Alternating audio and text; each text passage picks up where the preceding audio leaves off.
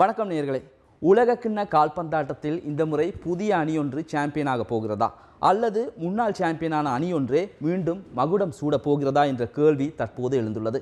அந்த கேள்விக்கு இன்னும் சில மணித்தியாலங்களில், அதாவது நாளை அதிகாலை ஆரம்பமாகும் உலகக்கிண்ண கால்பந்தாட்ட தொடரின் காலிறுதி சுற்றில் பெரும்பாலும் பதில் கிடைக்கலாம்.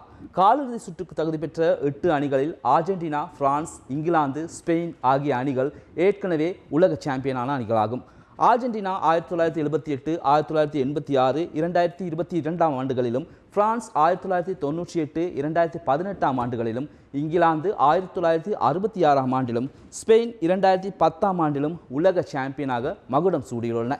இம்முறை காலிறுதி சுற்றுக்கு தகுதி பெற்ற ஏனைய 4 அணிகளான பெல்ஜியம், மொராக்கோ, நோர்வே மற்றும் சுவிட்சர்லாந்து ஆகிய அணிகள் முதல் தடவையாக உலக சாம்பியனாகும் கனவுடன் காத்திருக்கின்றன.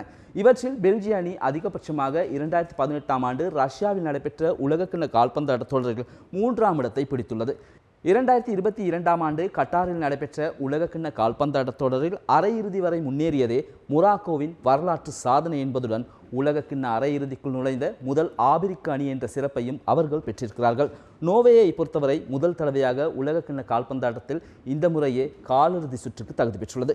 சுவிட்சர்லாந்து அணி 1934, 1938 மற்றும் 1954 ஆண்டுகளில் காலிறுதிக்கு முன்னேறியுள்ளதுடன் 4வது முறையாக அந்த வாய்ப்பை இந்த முறை பெற்றுள்ளது. இந்த முறை காலிறுதி சுற்றில் France, Morocco, Spain, Belgium, England, Norway, Argentina, Switzerland ஆகிய அணிகள் நேருக்கு நேர் மோத உள்ளன. எனவே இந்த போட்டிகளில் முன்னாள் சாம்பியன்களே வெற்றி பெற்று அரையிறுதிக்கு வருகிறார்களா அல்லது புதிய அணிகள் அரையிறுதியை உறுதி செய்யுமா? அப்படியும் இல்லாவிட்டால் இரண்டும் கலந்து, அதாவது முன்னாள் சாம்பியன் அணியும் இதுவரை சாம்பியன் ஆகாத அணியுமாக 4 அணிகள் அரையிறுதிக்கு தெரிவாகுமா என்ற கேள்விகள் தற்போது எழுந்திருக்கின்றன.